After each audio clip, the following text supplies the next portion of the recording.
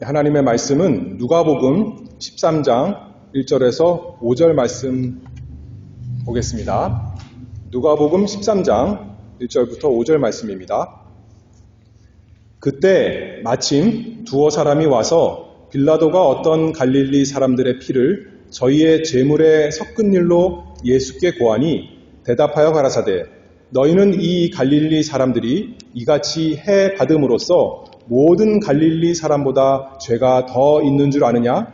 너희에게 이르노니 아니라 너희도 만일 회개치 아니하면 다 이와 같이 망하리라.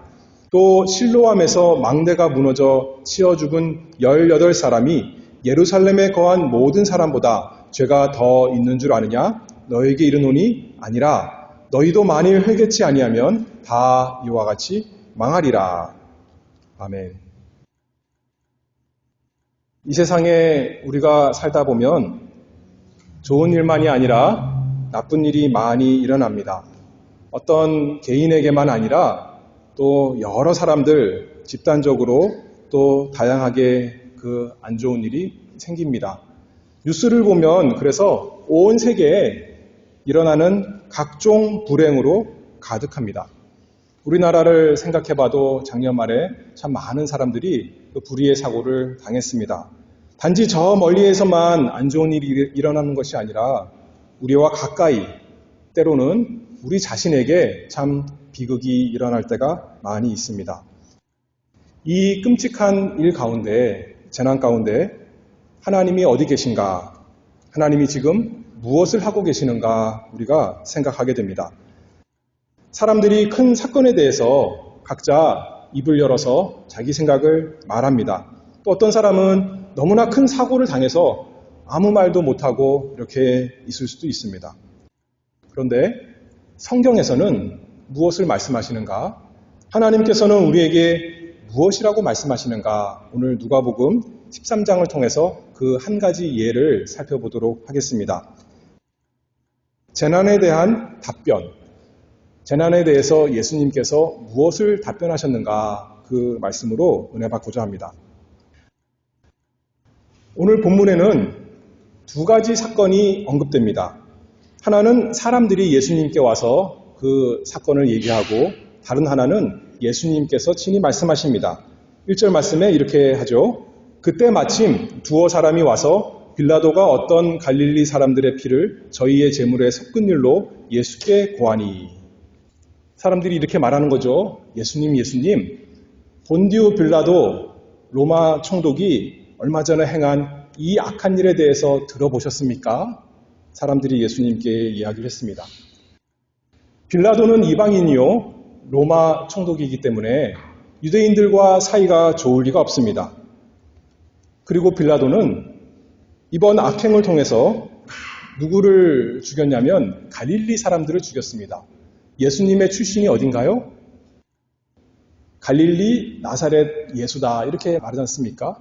그러니 사람들이 생각하기에 예수님이 잘 아는 가까이 있는 사람들, 그 사람들을 예수님이 생각할 텐데 예수님이 특별히 이 사건에 관심을 보이시겠구나 하면서 찾아왔겠죠. 갈릴리 사람들이 제사 드리기 위해서 성전에 나왔는데 빌라도 군사들이 아마도 와서 그들을 죽이고 그들이 제사 드리는 그 제물에 그 피에 그 사람들의 피를 섞었다. 그런 끔찍한 일이 발생한 것을 여기서 말하고 있습니다. 아마도 이 소식을 전하는 사람들의 목적은 그 속에 의문을 가지고 나왔던 것 같습니다. 예수님, 왜 이런 일이 일어났습니까? 이 비극의 이유를 우리에게 알려주세요. 이 사건 왜 생겼어요? 분명 빌라도가 잘못한 거죠. 악한 빌라도의 그 악행으로 생겨난 끔찍한 비극입니다. 우리 삶에도 여러 가지 비극이 생길 때 다 원인이 있습니다. 그렇죠? 또 여기 있는 것처럼 정치와 관련된 일도 많이 있습니다. 그래서 어떤 문제가 생기면 많은 사람들이 특정 정치인들을 비난하면서 그 사람들의 탓을 합니다. 물론 그들에게도 책임이 있겠죠. 아마도 이 소식을 전하는 사람들도 예수님께서 빌라도를 비난하시면서 그를 통해서 로마 지배에서 반대하는 정치적인 답변을 얻고자 하는 그런 의도도 있었을지도 모르겠습니다. 그런데 예수님께서 그들이 원하는 답변 해주시지 않았습니다. 그리고 예수님 말씀하시는 그 가운데 4절에 보면 다른 말씀을 하십니다.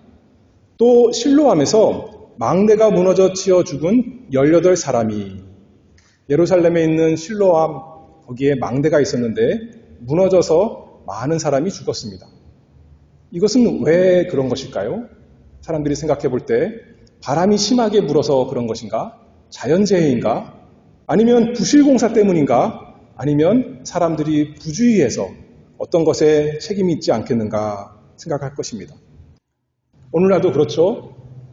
자연재해 하면서 기후변화를 사람들이 얘기하고 또 사람들이 잘못 관리해서 이것은 인재다, 책임자를 추궁해야 된다.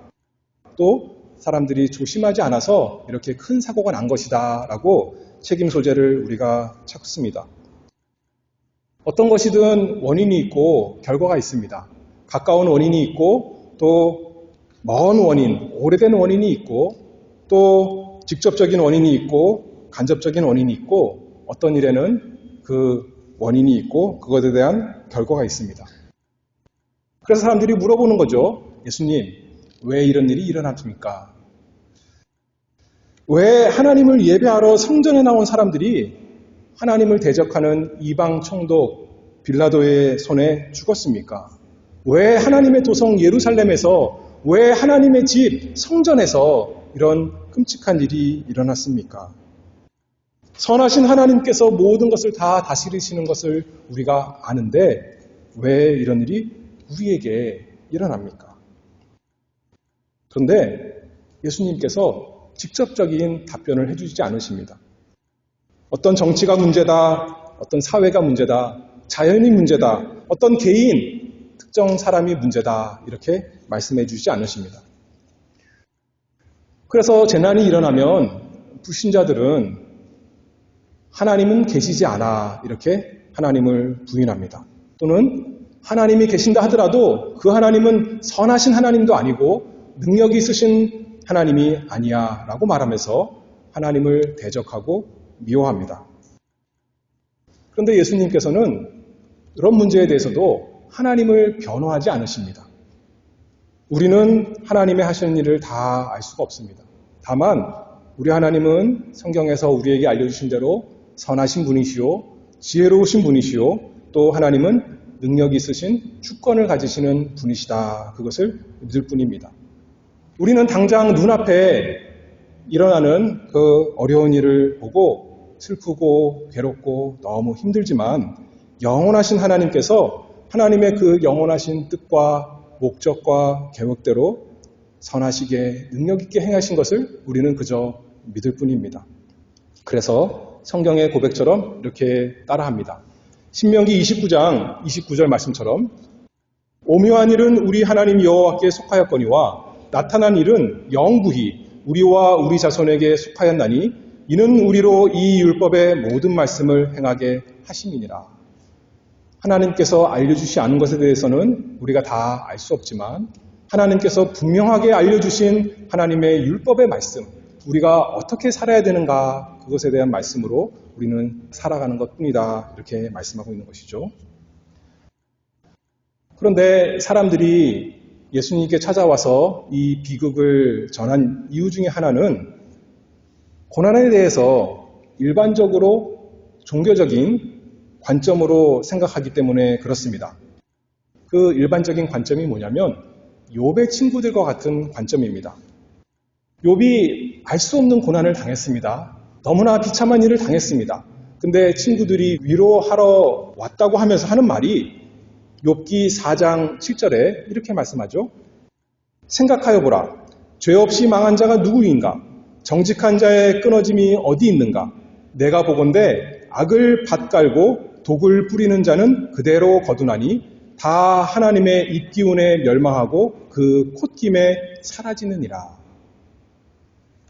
하나님께서는 선한 사람에게 복 주시고 악한 사람에게는 심판을 내리신다. 누구나 생각하는 그 말로 고통당하고 있는 욥의 마음을 더 괴롭게 하였습니다.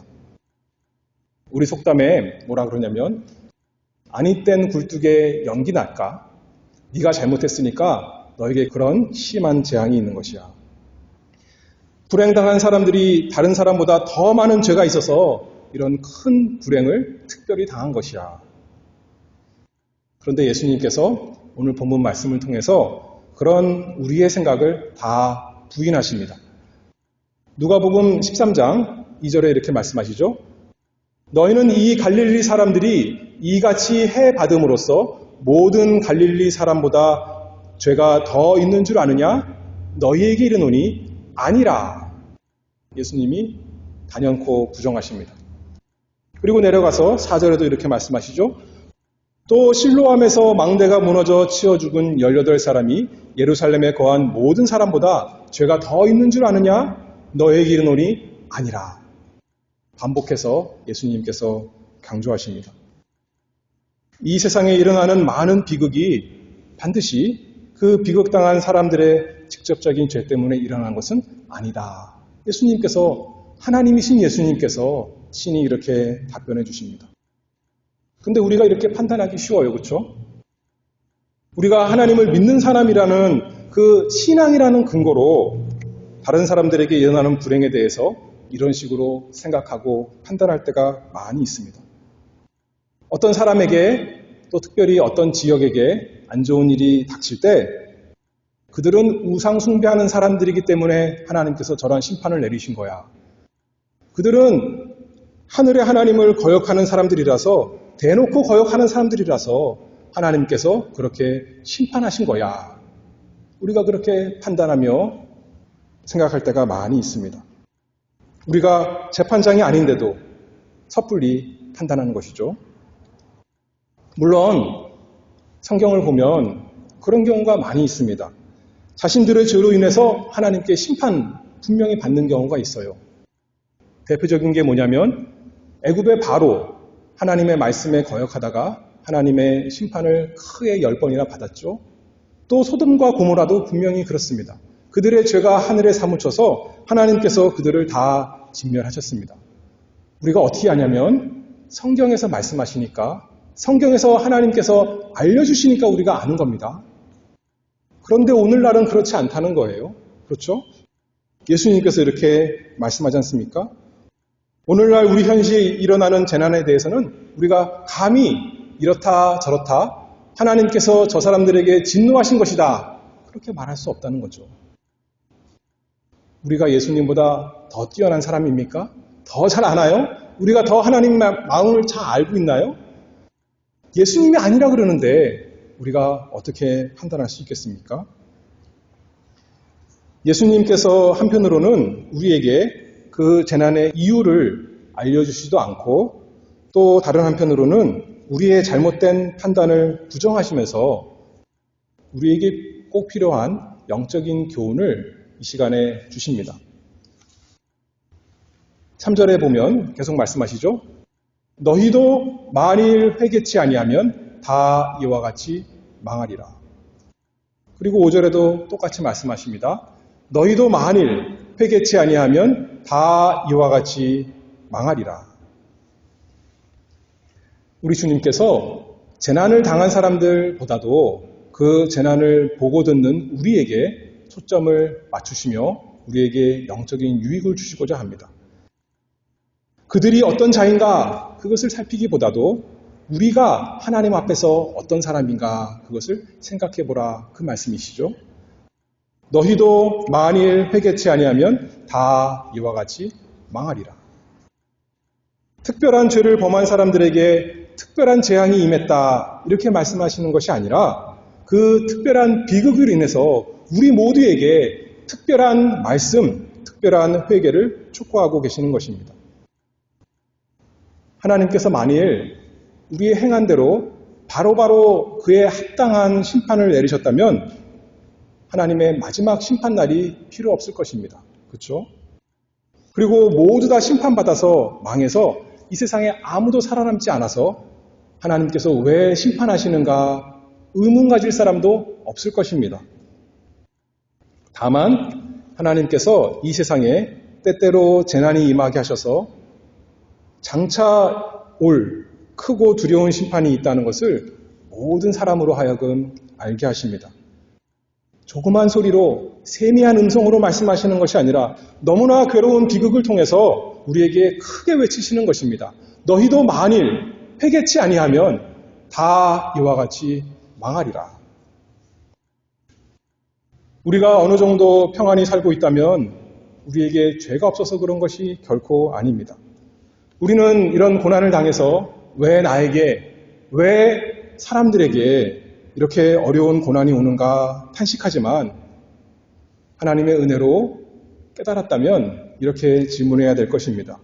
왜 의로우신 하나님께서 죄 많은 우리에게 지금까지 살 수 있도록 생명도 주시고 모든 좋은 것을 허락하셨는가? 라고 탄식이 아니라 감탄해야 될 것이 너무나 마땅하죠.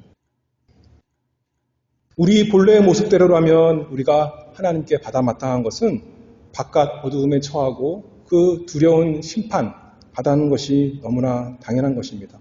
왜냐하면 에베소서 2장 말씀처럼 우리는 본질상 원래 진노의 자녀, 하나님의 자녀가 아니라 진노의 자녀이기 때문입니다. 그런데도 불구하고 왜 아직도 이 세상에서 우리가 이렇게 좋은 것을 잘 누리고 있습니까? 베드로 후서 3장 8절 말씀에 사도는 우리에게 이렇게 하나님의 말씀을 전합니다. 사랑하는 자들아, 주께는 하루가 천년 같고 천년이 하루 같은 이 한 가지를 잊지 말라.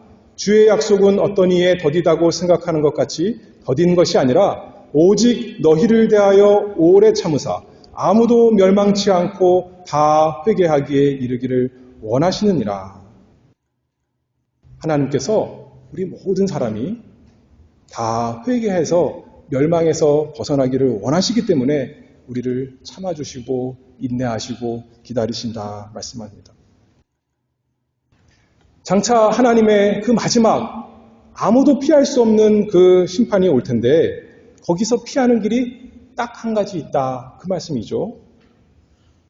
우리가 뉴스에서 사건 사고를 볼 때마다 하나님께서 우리에게 말씀하시는 것입니다. 뭐라고 말씀하신다고요? 너희도 만일 회개치 아니하면 다 이와 같이 망하리라. 회개가 살 길이다 그런 말씀이죠. 회개가 무엇인가, 어떻게 하는 것이 회개인가 생각해 볼 때 지금 우리가 누가복음 13장인데 누가복음 18장에 있는 다른 이야기를 좀 생각해 보고자 합니다. 거기에는 어떤 부자 관원이 예수님께 나와서 질문합니다.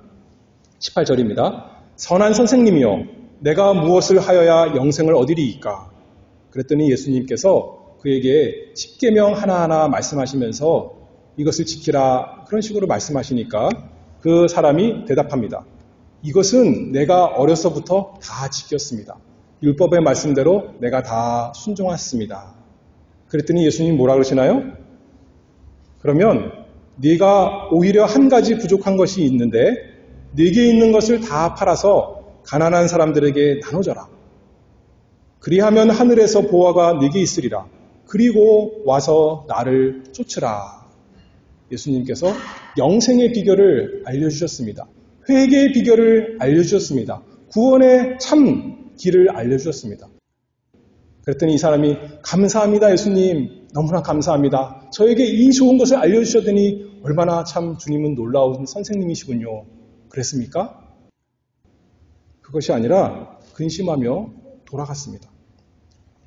이 사람에게 소중한 것은 영생이 아니라 자기가 현재 가지고 누리고 있는 그 모든 재산, 모든 명성, 그 모든 좋은 것이었습니다. 이 세상의 것, 그것이 자기의 자랑거리였고 즐거움이요 전부였는데 예수님이 그것을 다 팔아서 나눠주라 그러니까 그 말씀을 순종하지 못하고 자기가 사랑하는 것 참아버릴 수가 없어서 예수님을 따를 수가 없었습니다. 그러나 회개하지 않으면 우리가 소중히 여기던 것들이 결국은 마지막 날에 다 불타서 없어질 것입니다. 회개하지 않으면 우리가 의지하던 것이 비바람이 불 때 다 무너져 내릴 것입니다. 회개하지 않으면 영혼의 굶주림과 목마름 가운데 영원히 마땅한 형벌을 받을 것입니다. 아무리 부자라도 이 사람 부자였어요. 율법도 잘 지키는 사람이었어요. 아무리 세력가라도, 아무리 교양이 있고 학식 있는 사람이라도, 스스로 생각하기에 선행을 많이 한 사람이라 할지라도 만일 회개하지 않으면 다 이와 같이 망하리라. 그런데 반대로, 그러나 누구든지 회개하면 자기 죄를 인정하고 자기가 자기 생명처럼 의지하고 붙들던 그 모든 세상 것을 자기 마음에서 다 내놓고 예수 그리스도를 쫓으면 구원을 얻으리라. 우리 주님이 말씀하십니다. 그래서 제가 여러분들에게 질문하고자 합니다. 여러분은 원래 여러분의 모습이 하나님의 심판을 받는 것이 너무나도 마땅하다는 것을 인정하고 고백하십니까? 그리고 세상의 재산과 우리의 실력과 우리의 이름과 우리의 자존심과 우리가 사랑하는 가족과 그 어떤 것도 우리를 구원할 수 없다는 것을 알고 그것을 의지하지 않습니까? 그렇다면 여러분들에게 다 참 놀라운 구원의 은혜가 있는 것이죠. 그 은혜를 우리가 날마다 찬송하는 것입니다. 날마다 감사합니다. 그러나 그렇지 않다면 우리가 지금 살아있는 것이 하나님께서 우리에게 구원의 기회를 주시는 것입니다. 지금이 은혜의 때요, 회개할 수 있는 참 좋은 때입니다. 그러니 누가복음 18장 아까 부자 건원 이야기했는데 그 앞에서 바리새인과 세리의 기도에 나오는 세리처럼 우리가 기도하기를 바랍니다. 하나님이여 불쌍히 여기옵소서. 나는 죄인으로소이다. 은총과 강구하는 심령을 나에게 부어주소서. 내 죄를 그래서 내가 깨닫고 하나님께 회개하게 해주시옵소서. 저에게 그 은혜가 필요합니다. 하나님, 제가 멸망 가운데 내려가는 것 원치 않습니다. 살고 싶습니다. 저에게 생명을 주시옵소서. 기도하는 우리가 다 되기를 바랍니다. 너희도 만일 회개치 아니하면 다 이와 같이 망하리라. 제가 강단에 서서 회개하라 목사가 그렇게 말하면 우리의 마음이 편안합니까? 불편합니다. 그렇죠? 너무나 힘들어요. 그러나 그렇게 말하는 것은 여러분 마음이 무겁게 되는 것이 목적이어서 마지막이 되고자 하기 때문에 이렇게 말씀하는 것이 아닙니다. 18세기 영국에 유명한 전도자가 있었습니다. 그 이름은 누구냐면 조지 휘필드라는 사람이 있었는데 영국과 미국을 왔다 갔다 하면서 많은 사람들에게 복음을 전하고 사람들을 예수 그리스도께로 회개케 하는 역사를 일으킨 참 유명한 전도자입니다. 너무나 유명하니까 그 반대하는 사람들이 있었어요. 그래서 어떤 사람들이 잔치를 하면서 이제 그 조지 휘필드를 조롱하기 위해서 어떤 아이, 다른 사람 흉내를 잘 내는 아이에게 너 그 사람 설교하는 걸 흉내 내봐라. 그렇게 말했던 겁니다. 근데 이 아이가 나와서 뭐라 그러냐면 이 말씀을 읽는 거예요. 너희도 만일 회개치 아니하면 다 이와 같이 망하리라. 그때 이 사람들이 좋아했을까요? 그럴 수도 있었겠지만 하나님께서 그 가운데 역사하셔서 이 사람들이 마음이 무거워져서 다 숙연히 집으로 돌아갔다 했습니다. 회개의 한 면은 우리가 우리 죄를 깨닫고 애통하는 것이지만 그게 회개의 전부가 아닙니다. 회개의 동전의 반대면이 있는데 그것은 뭐냐면 죄를 떠나서 예수 그리스도를 붙드는 것입니다. 그래서 참으로 회개한 사람은 마음이 우울해진 사람이 아니라 기쁨이 있고 감사가 있고 즐거움이 있는 사람, 그것을 여러분들에게 주기 위해서 예수님께서 주시고자 회개하라 우리에게 그렇게 명령하시는 것입니다. 아까 누가복음 18장에 부자 청년이 예수님께 나와서 물었을 때 예수님께서 네가 가지고 있는 것 다 팔아라 그것만 말씀하셨나요? 죄에서 돌이키라 그것만 말씀하셨나요? 그것이 아니라 와서 나를 쫓으라 예수님께서 그렇게 말씀하시는 것입니다. 자기 갖고 있는 것 좋은 거 다 버리고 이제 거지가 되라 그것이 아니라 그것과 비교할 수 없는 너무나 영광스럽고 너무나 아름답고 복된 예수 그리스도를 붙들어라. 예수님을 너의 보배로 삼아라. 예수님께서 그렇게 말씀하시는 것입니다. 절대로 손해보는 장사가 아니죠. 너무나 이거 수지 맞는 장사입니다. 천국의 보화이신 예수 그리스도를 나의 것으로 갖는다니 나의 주님으로, 나의 선생님으로, 나의 왕으로, 나의 선지자로, 나의 제사장, 나의 하나님으로 섬긴다는 것, 그것보다 즐겁고 된 것이 어디 있겠습니까?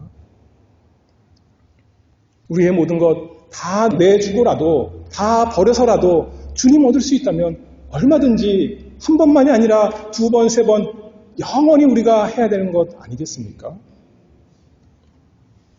그것을 위해서 하나님께서 이 세상에 재난만 주신 것이 아니라 주님을 주셨습니다.